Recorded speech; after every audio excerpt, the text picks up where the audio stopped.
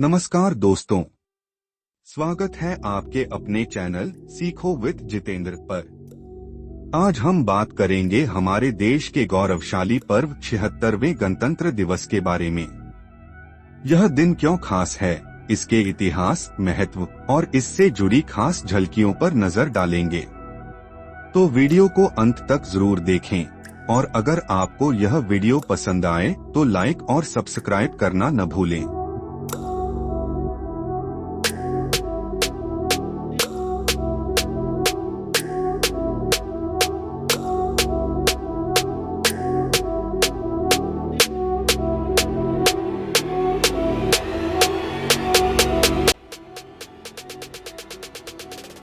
दोस्तों, 26 जनवरी हमारे देश के इतिहास में एक बेहद खास दिन है।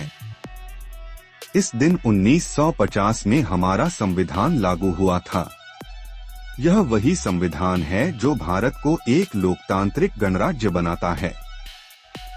इस दिन को इसलिए चुना गया क्योंकि 1930 में इसी तारीख को पूर्ण स्वराज दिवस मनाया गया था।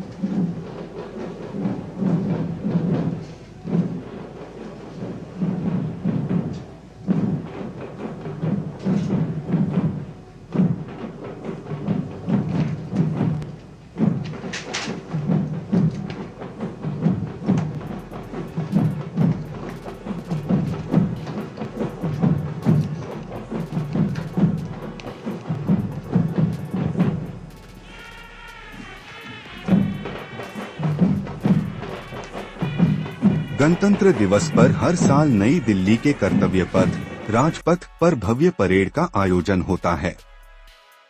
इस परेड में हमारी सेना, नौसेना और वायुसेना अपनी ताकत और अनुशासन का प्रदर्शन करती हैं।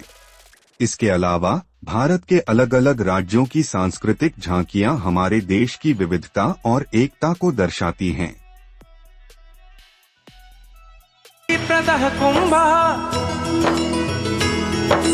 स्वर्ग लोक की आभा उतरी तीर्थराज के आंगन में, झूम रहे हैं साधु संत जन, पुलक भरा है तन मन में। भव्य दिव्यो महाकुंभ सर्व सिद्धि प्रदायक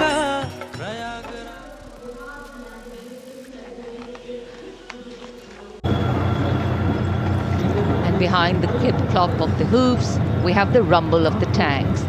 The mechanized columns, leading the mechanized columns, the T-90 Bhishma, the main battle tank, commanded by Captain Navjot Singh Atwal of 74 Armored Regiment, a symbol of India's cutting-edge military prowess.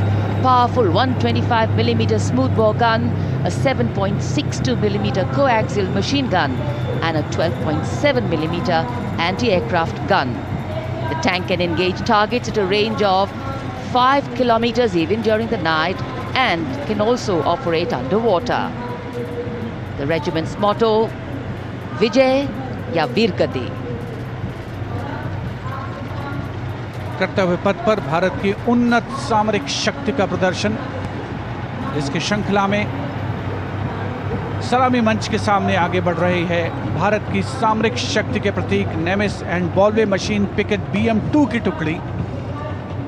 17वीं battalion से इसकी कमान lieutenant Hrithik Chaudhary के हाथों में है।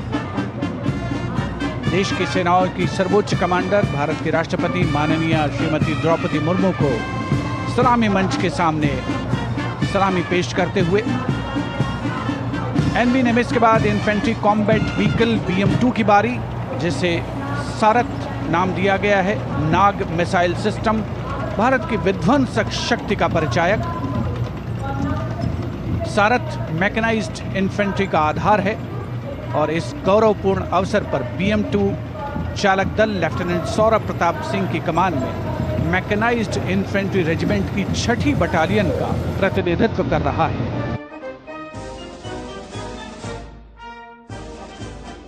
हर साल गणतंत्र दिवस के लिए एक थीम तय की जाती है, जिसे विभिन्न राज्य और सरकारी विभाग फॉलो करते हैं। गणतंत्र दिवस परेड 2025 में झांकी की थीम टैब्लो स्वर्णिम भारत विरासत और विकास तय की गई है। दोस्तों, यह साल खास है क्योंकि हम अपने आजादी के 75वें अमृत महोत्सव को पार करते हुए आगे बढ़ रहे हैं। यह दिन हमें याद दिलाता है कि हमारे संविधान के निर्माता जैसे डॉक्टर भीमराव अंबेडकर ने हमें कितनी सशक्त नींव दी। यह दिन हमें यह भी सिखाता है कि हमें अपने अधिकारों और कर्तव्यों को संतुलित करना चाहिए। गणतंत्र दिवस हमें याद दिलाता है कि हम अपने देश के लोकतंत्र और स्वतंत्रता की रक्षा कैसे कर सकते हैं। दोस्तों, यह हमारा कर्तव्य है कि हम देश की प्रगति में योगदान दें।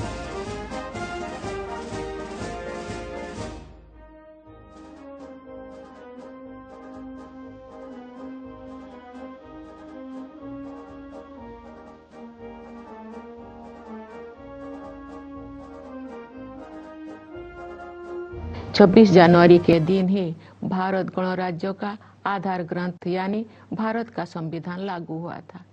लगभग 3 वर्ष के विचार विमर्श के बाद संविधान सभा ने 26 नवंबर 1949 के दिन संविधान को अंगीकृत किया था।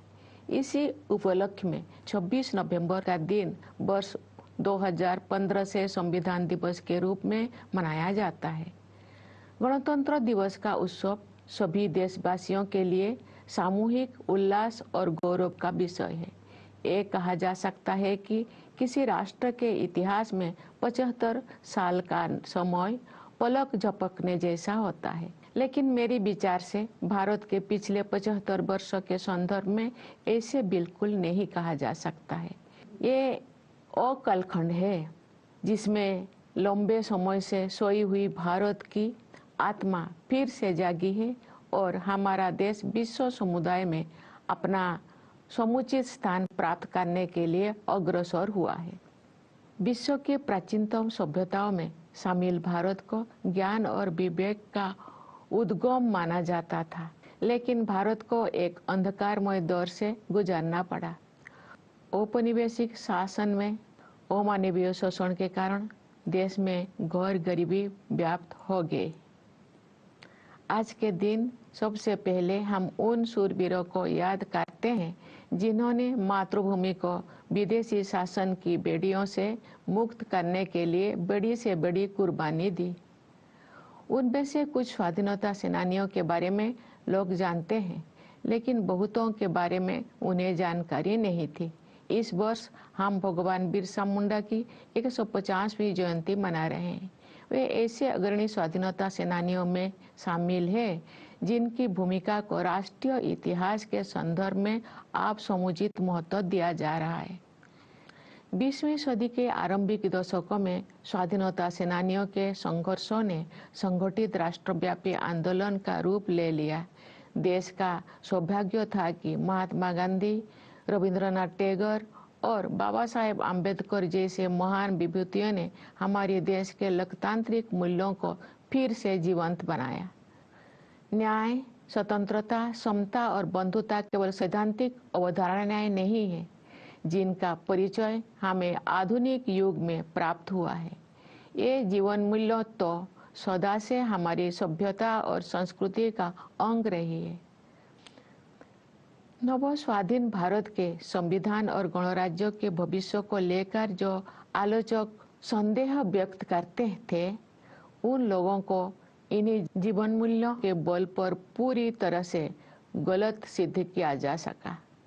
भारत के गणतांत्रिक मूल्यों का प्रतिबिंब हमारी संविधान सभा की संरचना में भी दिखाई देता है।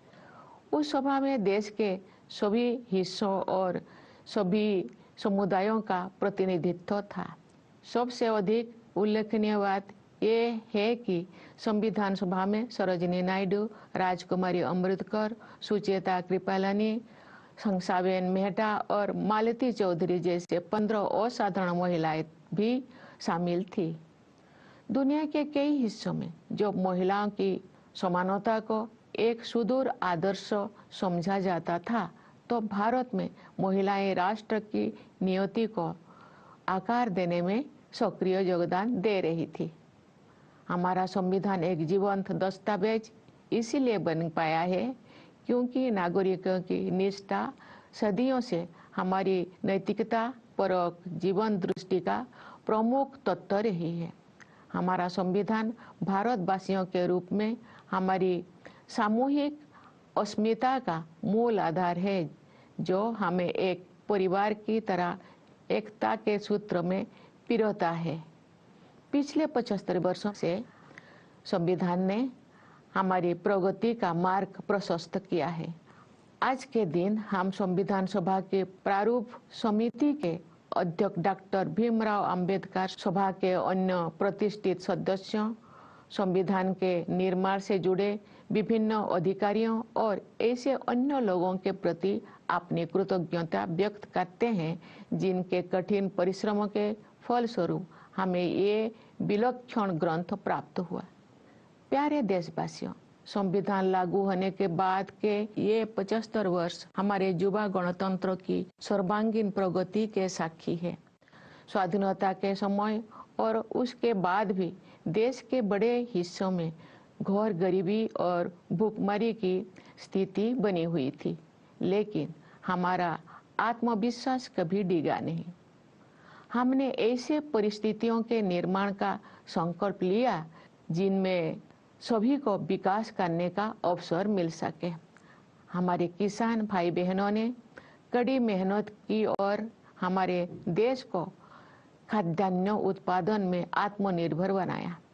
हमारे मजदूर भाई बहनों ने अथक परिश्रम करके हमारा इंफ्रास्ट्रक्चर और मैन्युफैक्चरिंग सेक्टर का कायाकल्प कर दिया। उनके शानदार प्रदर्शन के बल पर आज भारतीय अर्थव्यवस्था विश्व के आर्थिक परिदृश्य को प्रभावित कर रही है। आज का भारत अंतर्राष्ट्रीय मंच पर नेतृत्व की स्थिति हासिल कर रहा है। संविधान में निर्धारित रूपरेखा के बिना ये व्यापक परिवर्तन संभव नहीं हो सकता था। हाल के वर्षों में आर्थिक विकास की दर लगातार ऊंची रही है, जिससे हमारे युवाओं के लिए रोजगार के अवसर पैदा हुई है।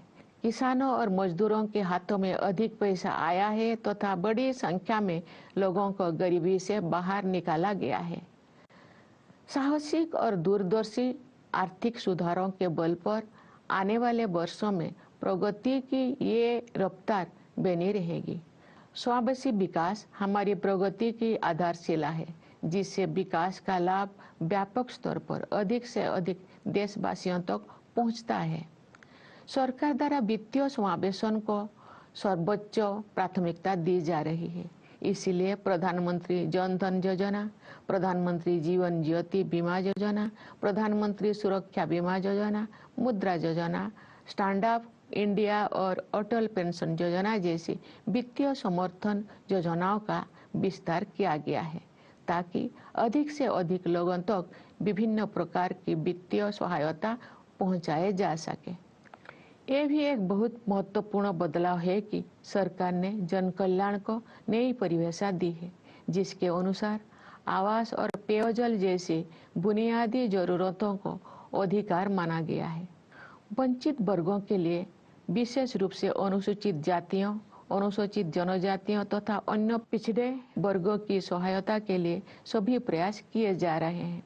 अनुसूचित जातियों के युवाओं के लिए प्री मैट्रिक और पोस्ट मैट्रिक छात्रवृत्तियां, राष्ट्रीय फेलोशिप, विदेशी छात्रवृत्तियां, छात्रावास और कोचिंग सुविधाएं दी जा रही है। प्रधानमंत्री अनुसूचित जाति अभ्युदय योजना द्वारा रोजगार और आमदनी के अवसर उत्पन्न करके अनुसूचित जातियों के लोगों की गरीबी को तेजी से कम किया जा रहा है। अनुसूचित जनजाति समुदायों के सामाजिक एवं आर्थिक विकास के लिए विशेष योजनाएं बनाई गई है, जिनमें धरती आबा जनजातीय ग्राम उत्कर्ष अभियान और प्रधानमंत्री जनजातीय आदिवासी न्याय महाअभियान PM जनमन शामिल है। विमुक्त, घुमंतु और अर्ध घुमंतु समुदाय के लिए विकास एवं कल्याण बोर्ड का गठन किया गया है। पिछले एक दशक में सड़कों और रेल मार्ग, बंदरगाह और लॉजिस्टिक हब्स सहित फिजिकल इंफ्रास्ट्रक्चर के विकास पर बल दिया गया है।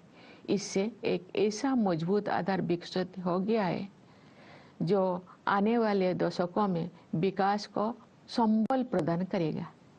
सरकार ने वित्त के क्षेत्र में जिस तरह से प्रौद्योगिकी का उपयोग किया है वो एक मिसाल है। डिजिटल भुगतान को विभिन्न विकल्पों के साथ साथ प्रत्यक्ष लाभ हस्तांतरण की प्रणाली ने समावेशन को बढ़ावा दिया है, जिससे बड़ी संख्या में लोगों को फॉर्मल सिस्टम में शामिल किया जा सका है। इसके कारण सिस्टम में अभूतपूर्व पारदर्शिता भी आई है। इस प्रक्रिया में कुछ वर्षों के दौरान ही हमने एक ऐसा मजबूत डिजिटल पब्लिक इंफ्रास्ट्रक्चर विकसित कर लिया है जो विश्व की श्रेष्ठतम संरचनाओं में से एक है। इंसॉल्वेंसी एंड बैंकरप्सी कोड जैसा साहसिक उपायों के परिणाम स्वरूप बैंकिंग व्यवस्था अब अच्छी स्थिति में आ गई है। इससे शेड्यूल्ड कमर्शियल बैंकों की नॉन परफॉर्मिंग एसेट्स में काफी कमी आई है। प्यारे देशवासियों, वर्ष 1947 में हमने स्वाधीनता प्राप्त कर ली थी, लेकिन औपनिवेशिक मानसिकता के कई अवशेष लंबे समय तक विद्यमान रहे। हाल के दौर में उस मानसिकता को बदलने के ठोस प्रयास हमें दिखाई दे रही है। ऐसे प्रयासों में Indian penal code, criminal procedure code और इंडियन एविडेंस एक्ट के स्थान पर भारतीय न्याय संहिता, भारतीय नागरिक सुरक्षा संहिता और भारतीय साक्ष्य अधिनियम को लागू करने का निर्णय सर्वाधिक उल्लेखनीय है। न्याय शास्त्र की भारतीय परंपराओं पर आधारित इन नई अधिनियमों द्वारा दंड के स्थान पर न्याय प्रदान करने की भावना को आपराधिक न्याय प्रणाली के केंद्र में रखा गया है। इसके अलावा इन नए कानूनों में महिलाओं और बच्चों के विरुद्ध अपराधों पर काबू पाने को सर्वोच्च प्राथमिकता दी गई है। इतने बड़े पैमाने पर सुधार के लिए साहसपूर्ण दूरदर्शिता की आवश्यकता होती है। देश में चुनाव को एक साथ संपन्न कराने के लिए संसद में पेश किया गया विधेयक एक और ऐसा प्रयास है जिसके द्वारा सुशासन को नए आयाम दिया जा सकते हैं। एक राष्ट्र एक चुनाव की व्यवस्था से शासन में निरंतरता को बढ़ावा मिल सकता है। नीति निर्धारण से जुड़े निष्क्रियता समाप्त की जा सकती है। संसाधनों की अन्यत्र खर्च हो जाने की संभावना कम हो सकती है तथा वित्तीय बोझ को कम किया जा सकता है। इनके अलावा जन हित में अनेक अन्य लाभ भी हो सकते हैं। हमारे सांस्कृतिक विरासत के साथ हमारे जुड़ाव और अधिक गहरा हुआ है। इस समय आयोजित हो रहे प्रयागराज महाकुंभ को उस समृद्ध विरासत की प्रभावी अभिव्यक्ति के रूप में देखा जा सकता है। हमारी परंपराओं और रीति रिवाजों को संरक्षित करने तथा उनमें नई ऊर्जा का संचार करने के लिए संस्कृति के क्षेत्र में अनेक उत्साहजनक प्रयास किए जा रहे हैं। भारत भूमि महान भाषाई विविधता से समृद्ध है। इस समृद्धि को संरक्षित करने तथा इस और परंपरा को आगे बढ़ाने के लिए सरकार ने असमिया, बांग्ला, मराठी, पाली और प्राकृत को शास्त्रीय भाषाओं के रूप में मान्यता प्रदान की है। तमिल, संस्कृत, तेलुगु, कन्नड़, मलयालम और ओडिया भाषाएं पहले से ही इन श्रेणी में शामिल हैं। सरकार अब इन 11 शास्त्रीय भाषाओं में शोध कार्यों को सक्रिय रूप से बढ़ावा दे रही है। मुझे प्रसन्नता है कि गुजरात के वडनगर में भारत के प्रथम आर्कोलॉजिकल एक्सपीरियंशियल म्यूजियम का कार्य पूरा होने वाला है। ये म्यूजियम एक आर्कोलॉजिकल साइट से जुड़ा हुआ है। इस स्थल पर मनुष्य की बस्ती होने के लगभग 800 वर्ष ईसा पूर्व के साक्ष्य मिलते हैं। इस संग्रहालय में विभिन्न युगों की अलग अलग प्रकार की कला, शिल्प और सांस्कृतिक सामग्री को प्रदर्शित किया जाएगा। प्यारे देशवासियों, आज की हमारी युवा पीढ़ी काल के भारत का निर्माण करेगी। हमारी युवा पीढ़ी की प्रतिभा शिक्षा के द्वारा ही निखरती है। इसलिए सरकार ने शिक्षा के क्षेत्र में निवेश को बढ़ाया है तथा शिक्षा से संबंधित प्रत्येक मानव में सुधार के लिए समग्र प्रयास किए हैं। अब तक के परिणाम उत्साहवर्धक रहे हैं। पिछले दशक में शिक्षा की गुणवत्ता, भौतिक अवसंरचना तथा डिजिटल समावेशन के आयामों में व्यापक बदलाव आया है। शिक्षा के विभिन्न स्तरों पर शिक्षण माध्यम के रूप में क्षेत्रीय भाषाओं को बढ़ावा दिया जा रहा है। विद्यार्थियों के प्रदर्शन में आशा के अनुरूप उल्लेखनीय सुधार हुआ है। मुझे ये जानकर खुशी हुई है कि महिला शिक्षकों ने इस परिवर्तन में महत्वपूर्ण भूमिका निभाई है।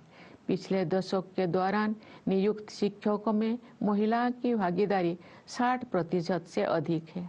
व्यावसायिक शिक्षा और कौशल विकास का विस्तार तथा इन्हें मुख्य धारा में शामिल किया जाना स्वागत योग्य उपलब्धि है। इस प्रक्रिया को आगे बढ़ाते हुए आप हमारे युवाओं को योजनाबद्ध तरीके से कॉरपोरेट सेक्टर में इंटर्नशिप के अवसर प्रदान किए जा रहा है। स्कूल स्तर की शिक्षा का आधार मजबूत बनाने के साथ साथ हमारे देश में विद्यार्जन की विभिन्न शाखाओं, विशेष रूप से विज्ञान और प्रौद्योगिकी के क्षेत्रों में नई ऊंचाइयां हासिल की जा रही है। इंटेलेक्चुअल प्रॉपर्टी फाइलिंग की दृष्टि से भारत का विश्व में छोटा स्थान है। ग्लोबल इनोवेशन इंडेक्स में भारत की रैंकिंग लगातार बेहतर हुई है। वर्ष 2020 में भारत 48वें स्थान पर था। स्थिति में सुधार करते हुए वर्ष 2024 में भारत 39वें स्थान पर आ गया है।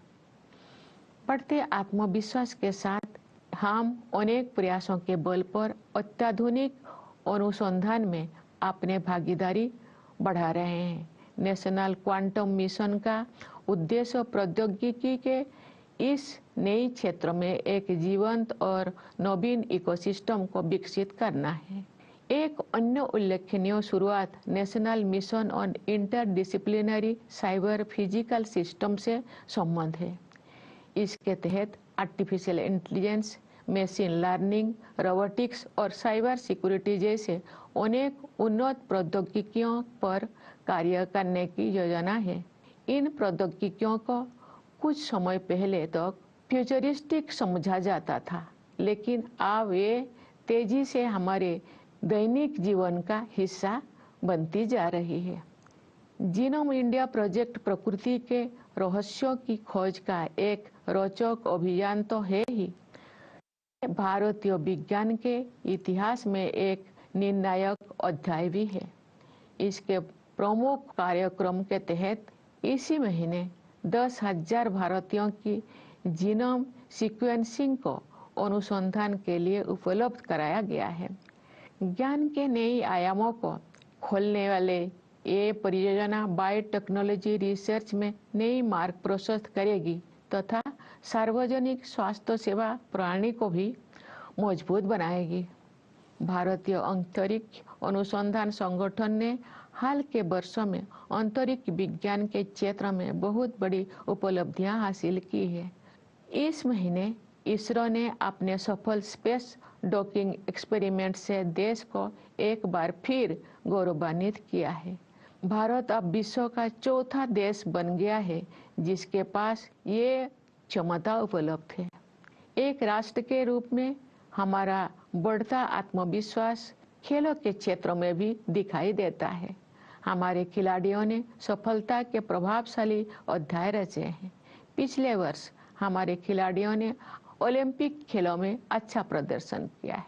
पैरा ओलंपिक खेलों में हमने अपना अब तक का सबसे बड़ा दल भेजा जिसने अब तक का सर्वश्रेष्ठ प्रदर्शन किया।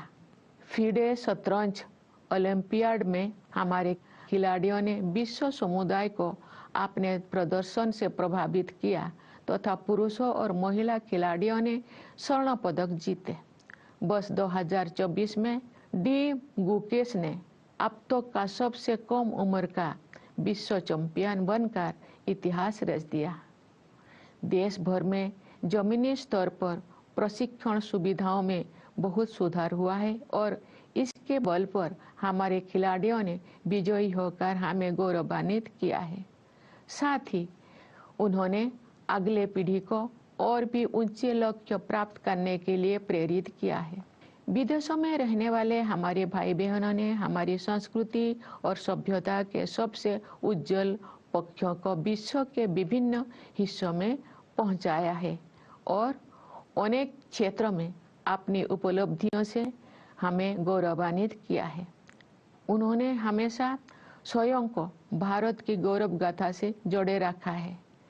जैसा कि मैंने इसी महीने प्रवासी भारतीय दिवस के अवसर पर कहा था, वर्ष 2047 तक विकसित भारत के निर्माण में प्रवासी भारतीयों की सक्रिय और उत्साहपूर्ण भागीदारी पर मुझे पूरा भरोसा है। प्यारे देशवासियों, विभिन्न क्षेत्रों में महत्वपूर्ण और उल्लेखनीय प्रगति के बल पर हम अपना सिर ऊंचा करके भविष्य की ओर कदम बढ़ा रहे हैं। हमारे युवा, विशेषकर हमारी बेटियां, देश के उज्जवल भविष्य का निर्माण करेगी। जब हम अपनी स्वतंत्रता की शताब्दी मना रहे होंगे, तब के भारत का उज्जवल भविष्य हमारे युवाओं के सपनों में आकार ले रहा है। और जब आज के बच्चे वर्ष 2050 की 26 जनवरी के दिन राष्ट्रध्वज को सलामी दे रहे होंगे, तो वे अपनी अगली पीढ़ी को ये बता रहे होंगे कि हमारा देश की गौरव यात्रा हमारी अतुलनीय संविधान से प्राप्त मार्गदर्शन के बिना संभव ना हुई होती। हमारी भावी पीढ़ियां विश्व पटल पर स्वाधीन भारत के आदर्शों को चरितार्थ करेंगी। मैं राष्ट्रपिता महात्मा गांधी के संदेश का उल्लेख करना चाहूंगी। बापू ने कहा था, यदि स्वराज का अभिप्राय हमें सभ्य बनाना और हमारी सभ्यता को शुद्ध और स्थायी बनाना नहीं है, तो इसकी कोई कीमत नहीं है। हमारी सभ्यता का सार ये है कि अपने सभी मामलों में, चाहे वे राजनीतिक हो या निजी, नैतिकता को सर्वोत्तम स्थान दिया जाए। आइए आज के दिन हम गांधी जी के सपनों को साकार करने के लिए अपनी प्रतिबद्धता को दोहराएं। सत्य और अहिंसा के उनके आदर्श विश्व समुदाय के लिए प्रासंगिक बने रहेंगे। उन्होंने हमें ये सीख भी दी थी कि अधिकार और कर्तव्य एक ही सिक्के के दो पहलू हैं।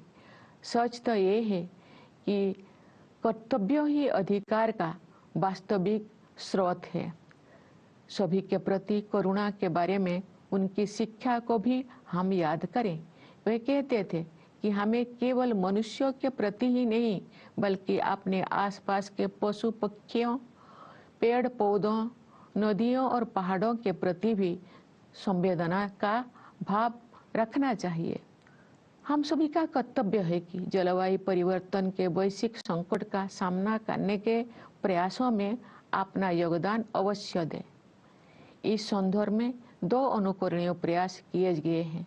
विश्व स्तर पर Bharat mission lifestyle for environment नामक एक जन आंदोलन का नेतृत्व कर रहा है। इसका उद्देश्य पर्यावरण के संरक्षण और संवर्धन में व्यक्तियों और समुदायों को अधिक सक्रिय होने के लिए प्रेरित करना है।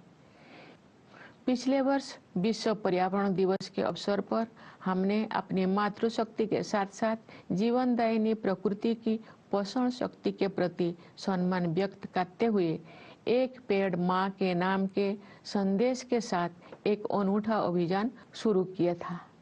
इस अभियान का 80 करोड़ पौधे लगाने का लक्ष्य समय सीमा से पहले ही पूरा कर लिया गया है।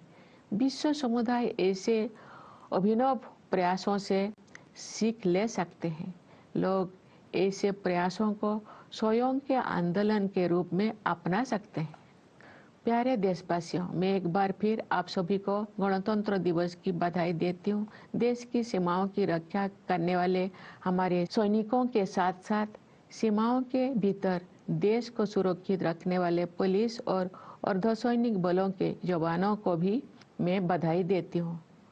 न्यायपालिका, सिविल सेवाओं तथा विदेशों में हमारी मिशनों के सदस्यों को भी मेरी बधाई। मेरी शुभकामना है कि आप सब अपने प्रयासों में सफलता प्राप्त करें। धन्यवाद। जय हिंद, जय भारत। तो दोस्तों, यह था 76वें गणतंत्र दिवस का विशेष वीडियो।